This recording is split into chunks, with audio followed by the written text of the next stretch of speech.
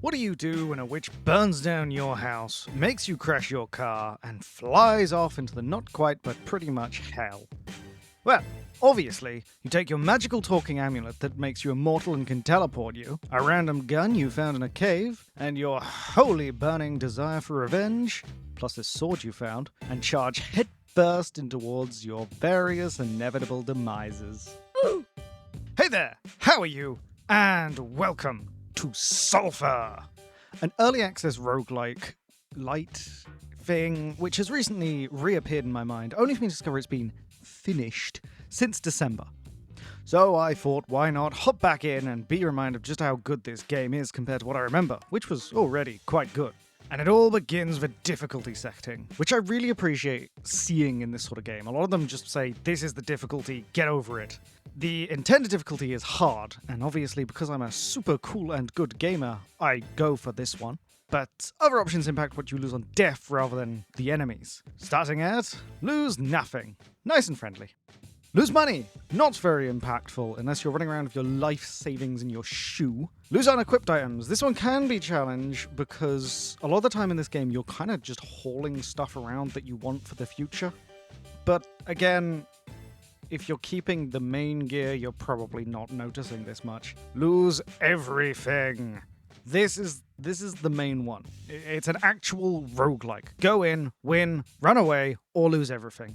No in between. And finally, lose everything. This is the mode for people who are very confident or very dumb. The second your health hits zero, your whole save is removed and the devs actually come to your home address and eat your legs. I'm not doing this one. I'm not that cool and good. First up, what is SULFUR?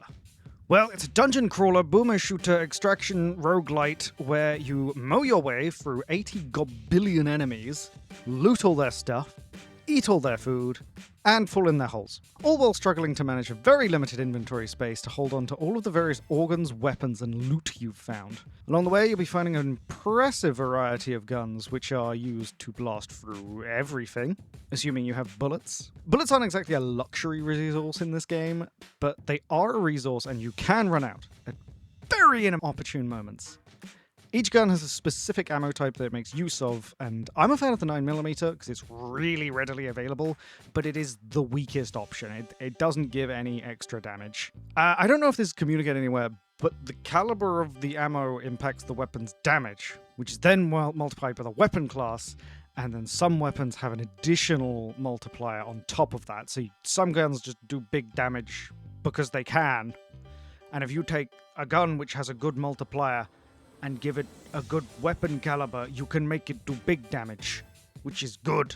You can change the caliber of guns using a chamber chisel, which are quite expensive. But if you want to fire a sniper round from an SMG and run out in 5 seconds flat, you go for it, champ. Ammo isn't the only thing your guns can run out of, though.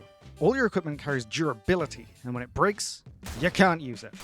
But don't worry too much. When it's broken, you don't immediately lose it. It doesn't snap out of reality. You can repair it with a repair kit, or bring it back to Ralphie, who will repair it for a cost. Greedy bastard. Right. Now that we've got the bare minimum for massacre sorted, let's get into caves. This is the first area and acts as a sort of pseudo-tutorial. Things being shown to you in a very implicit way. Hey, there's a sword over there. Hey, there's a chest here which may or may not have a gun in it. Hey, there's a giant beating heart inside an altar here that your talking necklace wants you to interact with. Please, I need this! Etc. As for who dwells in these caves, it's goblins. It's lots of goblins. You got pokey goblins who poke you with a pokey stick. Small goblins who nibble at your health. Literally, they just jump at you. Archer goblins who act as your first encounter with ranged enemies. They sort of hang back and let the other guys do all the hard work, and sometimes hit their own guys. Big boys! These lumps of lard protect their soft, fleshy bits by donning chunks of barrels, making you waste a few shots to break the wood before you can actually hurt them. They're pretty annoying. They could be a big hassle in numbers given their big health pool and AoE attacks, so if you're near like 3 of them, you're going to be spending more time trying to get out of the way than attacking them, but they're pretty slow and that makes them manageable. There's also a variety of goblin wizards who have lots of elemental attacks and effects. They don't do a lot, but if you don't have anything to do with poison, burning, freezing, zapping, or no ammo to get rid of them at a range, they'll probably finish you off. And dying to a goblin because you're on fire because you didn't have like water on you, that sucks.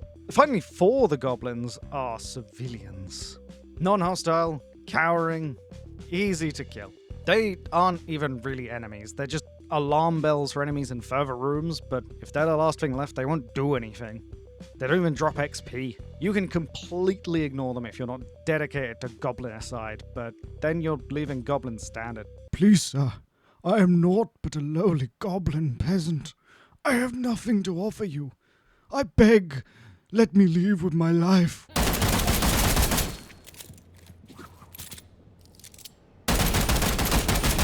There are a few other enemies in the zone which aren't goblins as well. Dogs. These dogs are my bane. They're not super tough, they're very small, and they do a pretty good chunk of damage, and they can leap at you from a distance, and it's always when I'm reloading. Ghosts! There's 2 types of these. One throws rocks at you, and one freezes you if they get close enough. They're invisible until you're nearby, so you gotta listen for their audio cues or get bricked in the back of the head. And you can encounter enemies from a different faction, but I didn't come across any that were alive during this, so we'll ignore them for now. There's also these skeletons that spawn from graves. They're not that interesting. They're fast and hit you. Throughout your run of the Goblin Caves, you'll find plenty of food to regain some health and cook into better food. Can I offer you a nice egg in this trying time? Or other useful tools if you happen to find the ingredients to make a hand grenade. You'll probably need this food for the 5th stage, where you fight a Russian doll goblin big boy. If you go in not realizing what this is, you may think it's just a big health big boy and waste your AoE attacks that do big damage to just get rid of him. Oops. No, he splits into 3 big boys and kicks your ass if you're not ready, sending you back to the church to recuperate, restock, and return. Second run, same as before. Different sites, different shops, different outcome. You beat the big boys and move on. 2 stages later, you find yourself down a hole in a cave of muck and corpses, where you meet Cousin. Cousin is a big goblin who eats the other goblins because there's not enough food in the caverns. If you ignore all of the food that we have been collecting on our way, which could probably feed this goblin tribe for months. All of the other goblins are pretty okay with it though, because Cousin is bigger than them. So, fair enough? And so begins the first boss fight. Cousin throws globs of mud, you throw barrels of bullets. Cousin throws goblins, you throw grenades. Cousin is protected by mud, similar to the big boy's barrels, so expect to need more than a few shots or some penetration effects to actually get through him. With your final shot, Cousin falls. You've defeated the cave and can go home. On the elevator. Or just use the amulet, I guess. That's definitely not what you should be doing, but oh well, I just missed the elevator. Now that we're home, let's talk about the church, shall we? SULFUR! The place, not the game, is basically a sort of afterlife you can't leave. So when you die, you go back to the church, named the Original Sin. In life, you were apparently a church priest. In SULFUR, you still are, and your procession is still around, but they're also stuck here. Thankfully, they're not useless. The gravedigger, who was formerly mute, and wishes he still was, will charge your amulet, letting you return to the church mid-run if things are going really badly. But it'll charge you 1,000 coins. Greedy. Ralphie, mechanic and gunsmith, will repair your items for a price and sells gun modifications. Very useful to have around, because the gun modifications will make big differences down the line. Stiffleg. He's more of a general shop.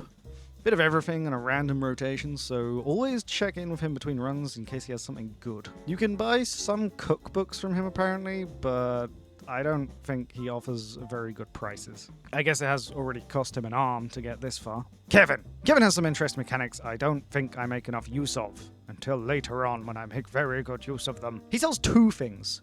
Oils, which provide buffs and debuffs to your guns, and these happen to be the first power spike in SULFUR. They bring your gun from a pew-pew to a mass destruction laser. There are a lot of oils.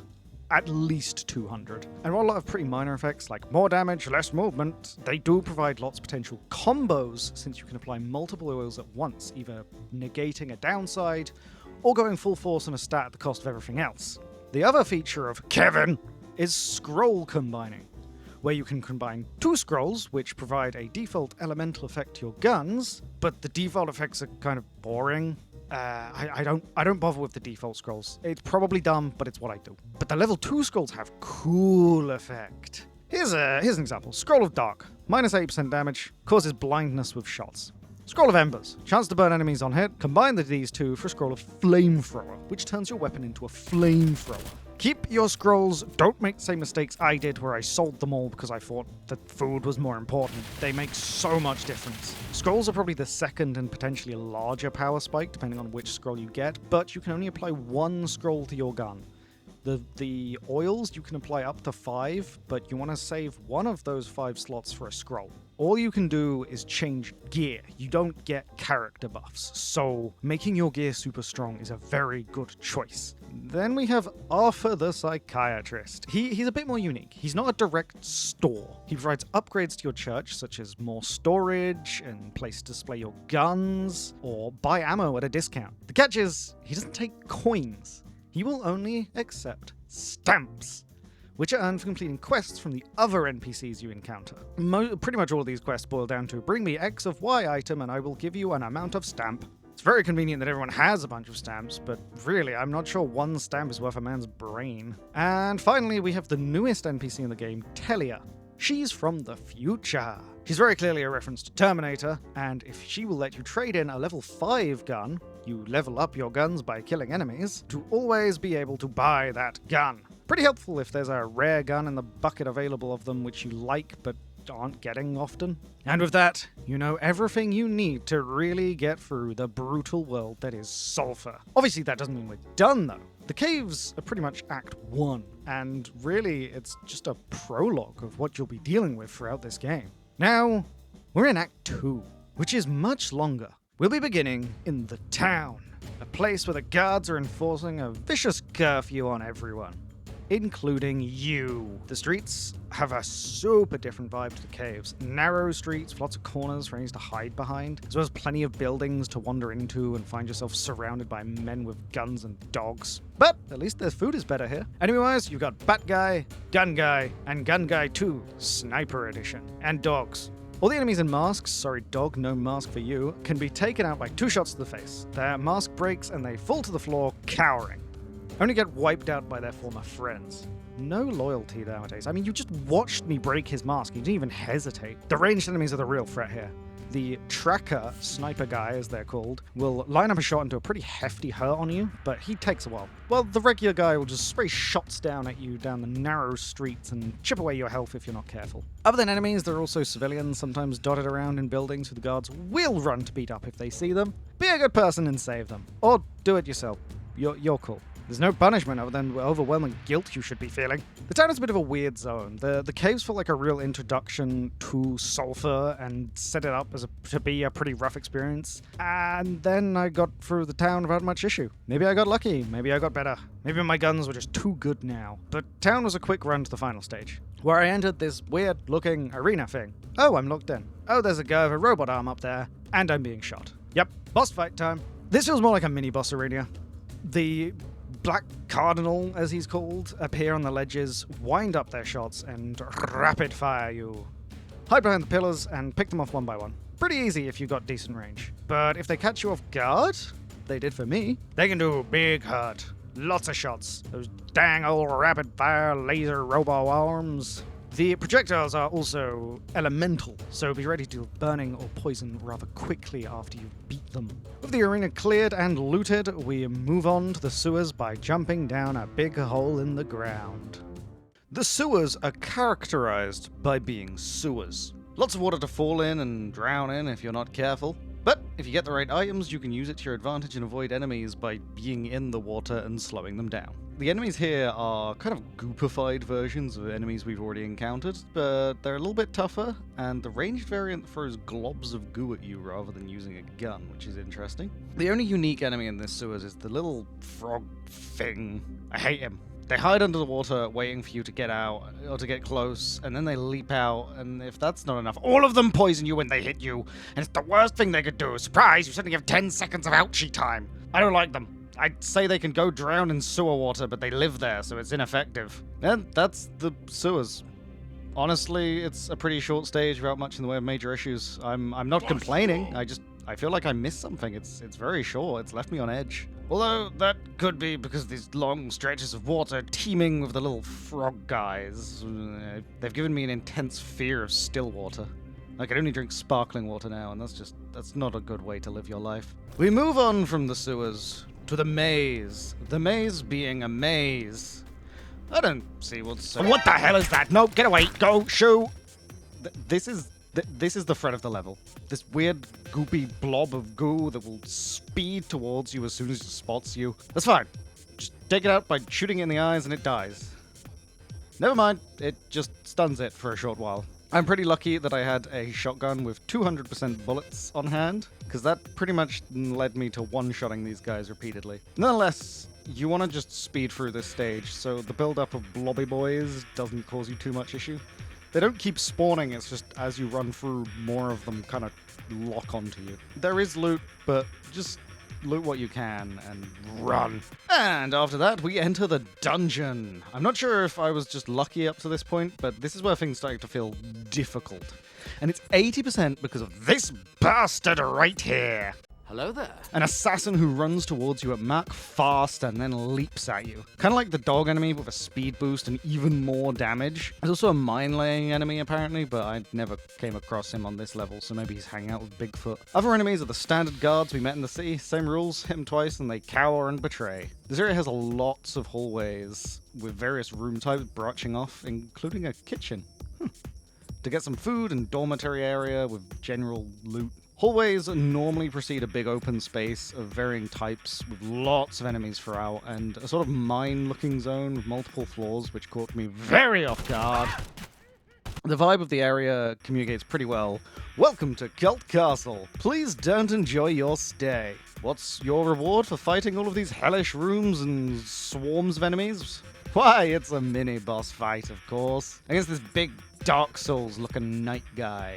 He's pretty cool. Slings a big old chain in a direction, and if it hits you, it hurts. To beat him, you have to break his helmet, then shoot him in his miniature sun he has for a face, getting flashbanged each time. It's a cool way to hype up what I'm sure will be a common style of enemy in future. I just get that vibe from this fight. As I said earlier, this area is the first I've really felt in constant danger. I very nearly had to dip out and come back fresh because I was running out of food.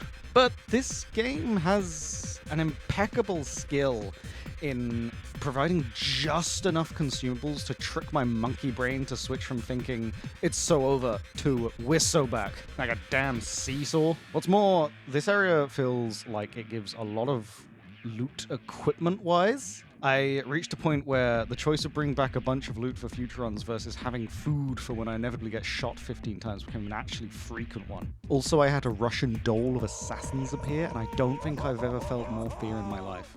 The castle! Where the dungeons had painful hallways followed by open spaces, the castle has painful mine-laden hallways followed by huge open spaces. The open spaces in question are large dining halls and libraries. This area is pretty heavy on the loot, but pretty light on the food, making it a slow drain if you're not prepared or lucky. That's not to say there's no food. There are these storerooms with barrels which contain a good amount of food, or at least ingredients, and a cooking station. I had really bad luck and kept getting flour and butter but no water to make flour bread and improve the overall fooding. For enemies, we've got the old beady mask guy and gun guy. The gun guy is really annoying in this one because they don't have much wind-up, but they do have lots of corners to hide behind. The other guy is basically just an ammo tax and not much to be concerned about, honestly. A side note for all of these enemies with the masks, aim for their pointy hoods instead of their masks. The mask blocks a headshot, whereas the hood does not shot. You also get these robo-armed dudes from the earlier city arena fight. These ones don't teleport, at least. And as expected, the big bull guy's back and way too frequent for how much of an ammo tax there are. Jesus! Their helmet takes a bunch of hits to get through, then you gotta hit their flashbang face a lot. It is just really annoying. The Mango eyes actually show up here and are way too common. And entering a room and hearing a dozen beeps and knowing how long it's gonna take to get through is very frustrating. And they also fly. The mines don't activate unless you're practically on them. I don't think I've actually managed to accidentally set one off, but the beeping drives me crazy. And they can be in hallways, so I have to pay more ammo to remove them. They're more annoying than a threat. I just don't like them. And then you reach the boss room. Saint Lucia. She's a pretty tough fight, honestly, especially going in with no food. This is subtly indicated to be the case by the fact that there's a suitcase for you to grab stuff out of or save some loot just before this fight. St. Lucia beat my ass with a wave of assassins. I lost 2 guns I quite liked and some equipment I wasn't particularly attached to but was annoying to lose. After a few runs of cave to farm these red mushrooms and craft health potions, you can craft those, by the way. 9 mushrooms or 3 mushrooms and a herb. It's absolutely worth it. Another miserable run through the maze because that's how you get back. I proceeded to beat her ass with a much stronger gun to chunk her health down.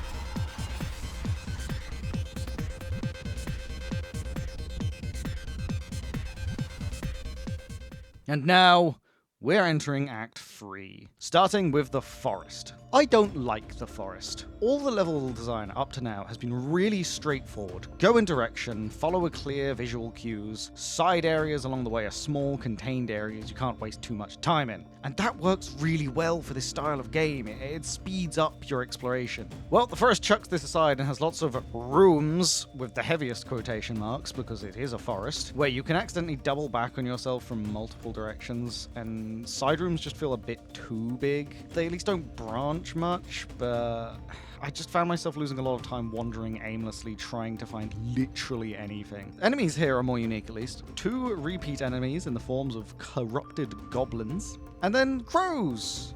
I don't like crows. Well, I love crows in real life. They're very smart birds and they're cool, but the crows in this game, they appear in the sky and dive bomb you and just kind of chip at your health. They don't do a lot of damage, but they're either a bullet tax or a health tax as you just swing at the sky, desperately trying to get rid of them. They appear without much warning, but if you're paying attention and have good timing, they do die in one hit from anything, so you can just melee attack them for free if you time it right. Next up, big crows. These guys hide behind trees and pop out. They dive at you and hurt you, and if you're close for too long, they'll block all your attacks and then do a big F you AoE akin to the goblin Big Boy, except they're invincible in the build-up to it. And that's all of the enemies I've seen. Ah, what the hell is that? Where did it come from? Why does it have a laser scream?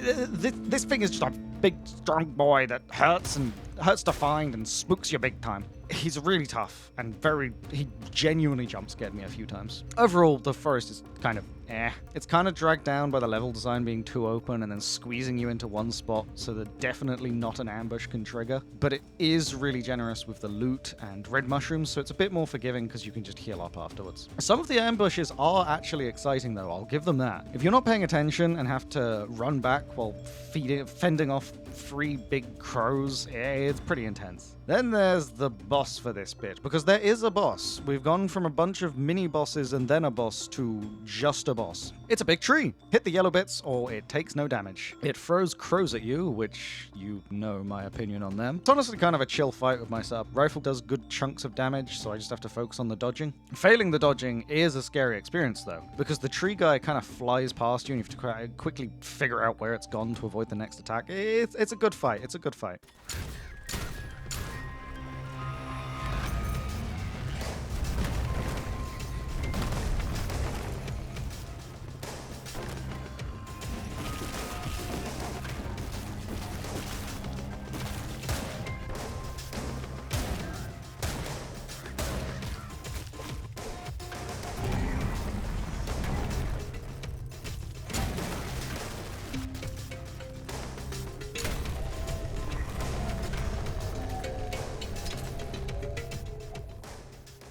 Bridge. I don't know why this is here. It's one stage where you move from the forest into a bridge.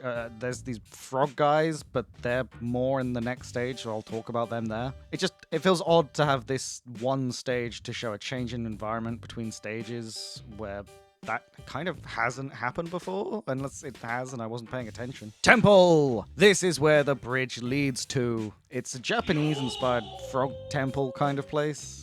It's cool, and it's fairly generous with the food. You start on these city streets, which feel really nice to have a firefight in, moving into these caves, which are sort of hot springs. A bit more confined than the streets, but it's nice to have both styles of map layout in one area. It's a nice to experience both. The enemies in this stage are pretty annoying, but they're kind of fun to face. The basic melee guy gets a opening volley of ranged shots before doing the classic run and bonk. It's a nice way to mix it up. The proper ranged guys have a bit of invulnerability depending on when you shoot them. But as soon as they reload, you can just blast them, no issue. The little frog guys are back, but they're uncorrupted now. I hate them so much, they're just too tough for how small they are and how much damage they do, and Yeah, it's a skill issue, I know. They're not even hiding under the water to leap out at you in this one. They're just right there, and they don't poison you. You also have these super annoying ninja guys who kind of hop around. They throw a stick of dynamite and then constantly throw out kunai. I think it's a kunai. They're just really tough in groups, but they feel like an appropriate threat for the stage of the game, so I respect it. There's also this guy. He jiggles his booty at you. It's mesmerizing. This is a weird enemy. While he's charming you, you can't shoot and your vision locks onto him, so he's pretty strong support for the enemies. Luckily, he's not super common and not a bullet sponge, so as long as you're aware of him, all is good. After tearing through these peaceful streets with violence in your heart, you approach a rather impressive palace. The palace is not a new zone or anything too exciting. It's just another boss arena. I don't fully understand why I'm fighting this guy. The conversation beforehand implies he's some sort of tyrant emperor, but I feel like he's the least relevant boss to the story I've garnered so far. Maybe there's a bunch of lore drops I just missed up to this point. I can't read after all. I think the devs anticipate people struggling more with St. Lucia than this guy and the previous boss, the tree guy, because I couldn't see a suitcase around to stash my important stuff before either of the fights. Just something to note if you get this far. The boss isn't doing any of the super annoying gimmicks to screw you over. He just has a big mecha worm. You shoot the butt. As you hit the butt, it loses bits and you shoot further along. Easy peasy. Worst stage of this fight is when he does this weird up the wall attack and drops from above you. It's a lot harder to dodge because I don't realize he's gone behind me. But if you keep moving, you can't really go wrong here because, well, he goes for where you are, not where you will be. Weirdly easy boss compared to the last few, but no, I won't complain. Down the hole. Oh no! The easy boss was a fake out to a different boss. Yeah, I really should have seen this coming. This boss fight is actually kind of tough. You're circling through this cave under the palace while the big mecha spider emperor is chasing you around and firing missiles. I think you can dodge the missiles, but I failed and just face tanked them all instead. The whole time you're running, there's a few of the jumpy enemies throwing stuff at you as well, so you're dodging everything and then having to whip back and fire a few shots into the emperor while screaming. Fun! Moving swiftly on, we enter the final map area, the desert. The desert is a pretty good in overall design. A few cave areas, mostly open areas, cool ruins to run through which have a decent loot. Lots of these cacti to break and cook into recovery food. 2 pieces and you get 2 food. It's a good trade. Loot is fine here. Nothing special from my experience though. A few ruin areas with slightly better loot inside, especially food. And these chamber things, which I unfortunately did not bring a key for. Access denied. You may have noticed the, Mexico piss yellow. filter on everything. Yeah, that's just always there. It makes longer ranged fights all but impossible unless you have a scope, which for some reason removes it entirely. It also changes the color of all of the UI so that the UI is still visible, and it's a good touch. I appreciate that. Enemies? We got enemies, alright. First up, the basic boyos. Melee guy acts akin to a goblin spear guy, but with this crazy spin attack, and while spinning, you can't hurt him. But he can certainly hurt you. Best move is just jump up a layer and hope he can't reach you. Range guy here is the basic pause, aim, fire! After firing, they flop over like a weak little nerd who can't handle their gun. They can also poke you with the pokey bit of their gun if you get too close, so they're sort of like mixed. Then we have this bastard mole man motherfucker. His hole Get it? Because he digs. Deal is that he'll dig down and become untargetable, follow you over any distance and any height, then pop out below you before doing a mid-sized AoE attack. He's really annoying, not because he's difficult, but because there's always at least one of them following you, and you've probably forgotten about them. Last but not least is the Sniper Man. He hides and mimics the floor decor on this map and then pops out for a slow-aiming sniper shot. If you attack his hidey hole, he'll leap out and mow you down with a second gun. You picked the wrong house, fool! Genuinely, I find these guys easier to ignore if possible. Their slow aim makes them a bit of a non-issue if you at least hear the audio cue. But, as always, schmoovin' is gooding. Finally, I'm gonna add these sandstorm things. They suck.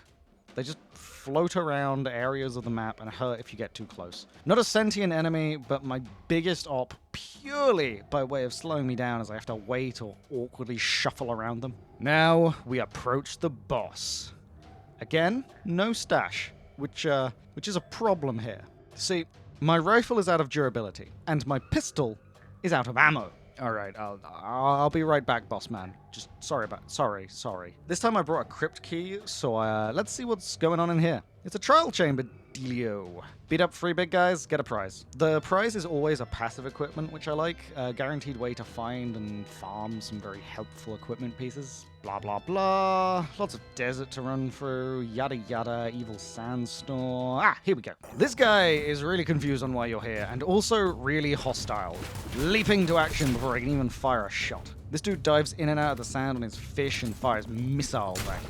He's not too tough, but if you can't aim quick, he'll likely whittle you down. He also summons a few of the spinny guys to attack you from outside the sand, but this fight has a pretty major problem in my eyes. You see this health bar for the boss? You see how it's kind of grey for visibility? Well, the other bosses, when the health bar is grey, means they can't be hurt. So I wasted so much time not shooting him, thinking it was a waste of ammo. As before, probably a skill issue. After a bit of fighting, it's revealed that this strange desert-dwelling doofus is in contact with an elf and— oh, damn it, it's Santa Claus. Yeah, desert Santa Claus calls down a damn airstrike on you. He's apparently been hiding all this time in the desert. Last place you'd expect him to be, I suppose. Right, the airstrikes. They start as a bit of a wild, random AoE and move to this huge grid that you have to reach the safe part of or get hurt. All the while, you're chasing down Santa for a desert storm while he's blasting at you with a sniper rifle. So, to summarize, Santa has gone rogue, is launching airstrikes at a priest, because the whole story is that you're a priest, by the way, in a desert, while also firing at him with a high-caliber sniper rifle during a sandstorm. You get all that? Good. Well, you just killed Santa. Good job. Get your loot and watch the curtains unfold. You just reached the end game, buddy.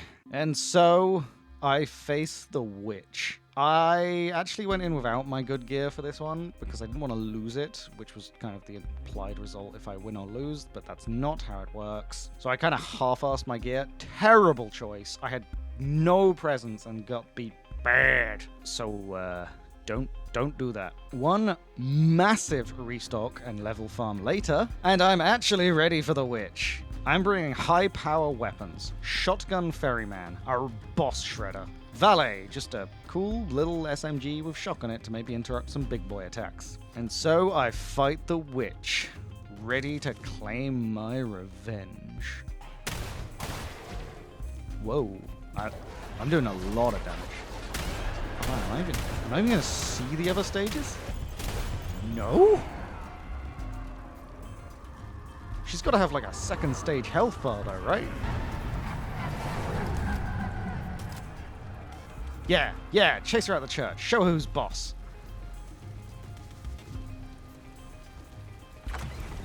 Oh, yo, I get to drive this rad as hell.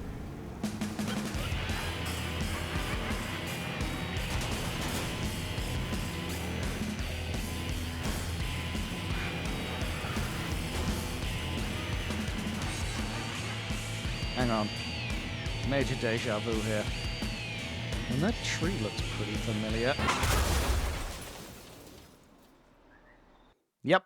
No matter what you do, you end up back in Sulfur. I'm massively overprepared for this fight, honestly. I read it was tough, so I grinded out caves for some really good oils and scrolls, but it was massive overkill. But we've unlocked Endless Mode now. Endless Mode is a fun little reward where the game becomes a bit of a arena roguelike. You earn these cards from XP to get further and stronger, and if you ever want to cash out your loot, there are opportunities to go back with certain cards, but it's not a guarantee, so be cautious. I want to say Endless Mode is good for farming, but the lack of a guaranteed exit makes it a bit of a 50-50, honestly. One thing I really don't like about Endless Mode is this. You can spend a lot of time getting the right oils and scrolls for your guns, leveling them up and making them perfect. Then if you don't roll an exit in Endless Mode and you don't have the 10k cost insurance item, you lose them. However, going into Endless Mode with nothing but a dirk and a few hundred ammo is like a totally different game. It's worth the try if you want to start from the bottom and actually struggle. Now let's take a quick moment to discuss things that I haven't brought up. Passive equipment gives you cool small bonuses for these slots down here. I find this die that rolls loot 3 times, which triples the chance of cool stuff. I think. I'm not a statistician, shut up. Armor and shoes can provide small buffs and armor. Charisma buffs reduce store prices slightly. It's about 0.5% per point of charisma you have on gear. If you die, you get a pistol, the default sword, and a priest shirt back for free, so don't hold on to this stuff. It has a value of 1. There's a whole story about how the witch did stuff to your church that gets shown. I haven't talked about this because I don't want to show everything. If you made it this far, you clearly have some interest in the game, so consider getting it yourself. There's a lot of absurd combos to enjoy. It's £20 regular, but I've seen sales very frequently bring it down to about £12, and this is absolutely worth £12, especially considering it's not even finished yet. So that's the entirety of Sulfur, if you ignore any story or secrets scattered throughout. Let's talk goods and gripes about this game for a bit, because a review should be balanced. The goods. Everything feels fantastic. Gunplay with almost every gun has a great feeling, and they all feel unique enough that you can do a lot of runs before getting bored of a loadout. Oils and attachments and scrolls do great jobs at keeping things fresh too. No wasting time trying to roll a gun with specific stats when you can make the stats yourself. The scrolls and oils also allow some classic roguelike OP builds, which I will always appreciate. The art style is super unique, but also very readable. Everything sort of stands out, even a big group, and I can know who I should be targeting, and that is quite rare. I suck at that. The loot is generous enough to keep you going, but sparse enough to keep you fearful of running out. So you have this constant anxiety about the status of your inventory. Most of the maps are really easy to follow and know where to go or where the secrets and loot is. And as a man who would get lost down a one-way street, I really appreciate a clear direction without a very big quest marker, you know? The gripes. I don't super care about Endless Mode.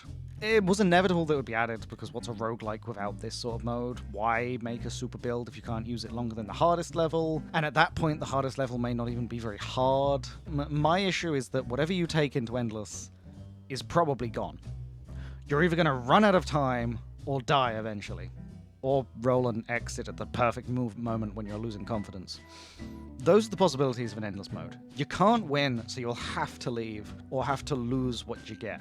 I get that, but you have to spend a lot of time building up your ideal kit, and knowing the end result is to lose that, it's a bit of a bummer that puts me off going too far forward with it. I like to collect everything, so knowing if I want to try endgame comment I have to sacrifice gear I probably like it's pretty off-putting. I wrote this next bit out, but I actually changed my mind. The inventory is a good system, and the limits encourage you to come back again and do loot runs as opposed to doing everything in one run. I left it in because I wondered how other people might feel about it, so let me know in the comments. Second, I know a huge part of the game's balance is inventory space and having to decide if you want to go back with loot or actually progress the story. Just please, a small inventory upgrade would be all I need, so I don't have to pick between food or gun 12 times in a single level. Finally, the level design feels like it grows less cohesive as time goes on. I think I'd need to replay more to decide this for sure, just to put that out there. But the latter stages, like the forest and the desert, both feel a lot more open than early on, which kind of doesn't mesh well for me with this kind of game. A lot of my time was spent wandering trying to find something, instead of looting or fighting.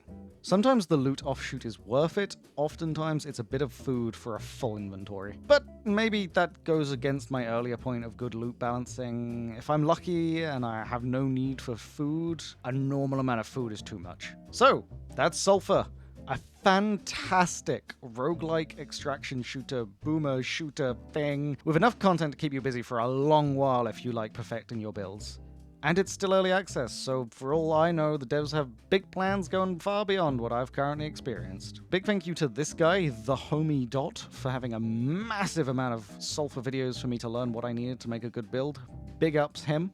And thank you very much for watching. If you enjoyed, drop a like and subscribe. Let me know your thoughts below, because I love learning what other people think of the things I talk about. And suggest any games you want me to check out below. I love playing games, and I want an excuse to play ones I haven't.